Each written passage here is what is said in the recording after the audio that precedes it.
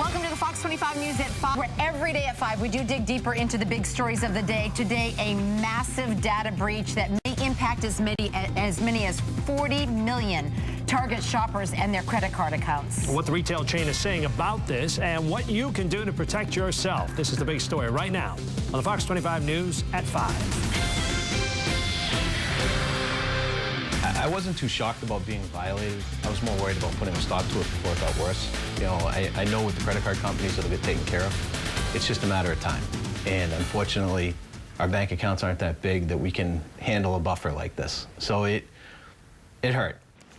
That right there is Dave Chalant of Winchester, just one of millions of people scrambling after that breach at Target stores. He claims that his wife shopped at the Target in Woburn and then found out that someone charged their credit card for hundreds of dollars in Pennsylvania. And that story, again, is not just one. It is many upon many. So many people are impacted by this. Hi, everybody. Maria Stefanos. And I'm Mark Ockerblum. Target says they have fixed the problem, but store reps are urging customers to check their statements for any unauthorized charges. Customers who swipe their cards at stores in the U.S. between November 27th and December 15th, they are the ones who are at risk. Customers who see suspicious activity in their accounts are being asked to call the store at 866-852-8680. Stolen information was from both Target store brand cards and major credit cards such as Visa and MasterCard. And we're told the breach did not impact any online purchases, only purchases that were made in stores. Attorney General Martha Coakley says she's working with other attorneys general on this breach. We're going to be aggressive about tracking this down, making sure consumers are protected, and looking at what and under what circumstances this happened. Interesting, too, Target is not saying how the breach happened. So let's talk to Robert Siciliano, a McAfee online security expert, live at our Beacon Hills studio. I mean, we always like to see you, Robert, because you're a great expert. But I'll tell you, when we see you, we know that there's a problem out there, and this is a big one. Yeah, this is a big one. 40 million is a significant part of the population who is going into the holiday seasons wondering if, in fact, their credit card numbers are being used by bad guys as they sit down for Christmas dinner. Yeah, myself included. I went to the Target on Black Friday in Braintree, and I'm just thinking, are you kidding me? Yeah. I don't have time to even check right now, and I know I'm not alone. Target not saying how this whole thing happened. What do you think happened? So in order for essentially all of their stores and all of their point of sales to be compromised, a server or a series of servers somewhere that is responsible for processing all of their credit card information had to be compromised. So somebody got access basically to a mainframe that sees every single transaction, and basically, you know, they were inside that system for a couple of weeks accessing all that data.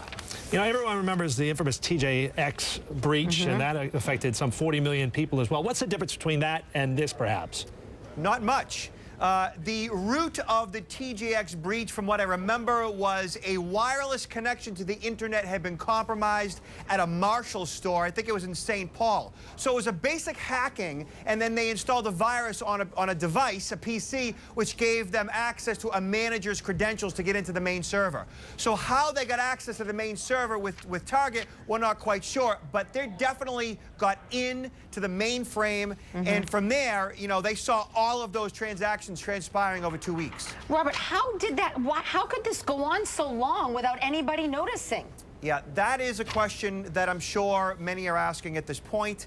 You know, when they're conducting that much business in such a short period of time, it may be difficult. I'm not on the inside, so I don't know, but it may be difficult to see these transactions occurring. My guess is they have such a large system that the actual breach may have been very small in nature in regards to the scope of the amount of transactions that are occurring. And so when they do daily or weekly scans, that's probably when they found it. You know, it's amazing to think that this could be domestic. It could be international. I mean, how do you track something like this and finally hunt these people down? chances are it's a combination of domestic and international. The majority of these crimes that have been perpetrated over the past decade are organized web mobs that work both here in the U.S. and overseas. They're basically, criminal hackers, technologists that understand how all this works. They work in tandem. They coordinate and execute these attacks on a massive scale. But there could be, as few as a few guys or women, as a matter of fact, or dozens of people involved in this particular hack.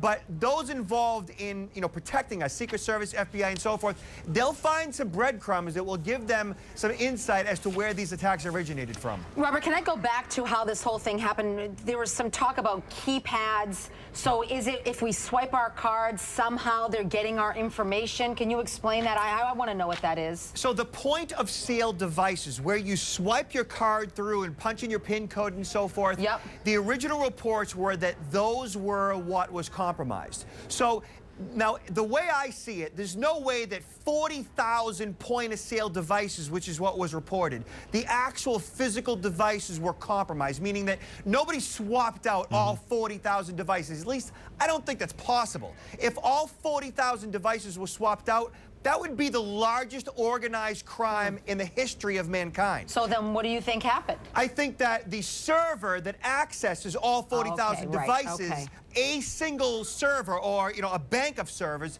had to have been infected that talks to each one of those 40,000 devices. Let me ask you this. My wife went on today to check our account with the credit card for Target and could not get on. Now, they're putting out this 800 number, but when you can't get on and check your activity, is that because there's so many other people perhaps trying to do the same thing we're doing? Oh, yeah. No question about it.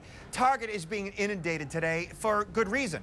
So what I recommend that people do is if they have, an online portal that they access either Target or their Visa, MasterCard, or American Express, or Discover for that matter, you want to go online and check to see if there is any unauthorized activity. So I do it online via my various banks, and I also do it via applications, mobile applications on my iPhone, so I can check as frequently as I want, as easy as I want, wherever I want.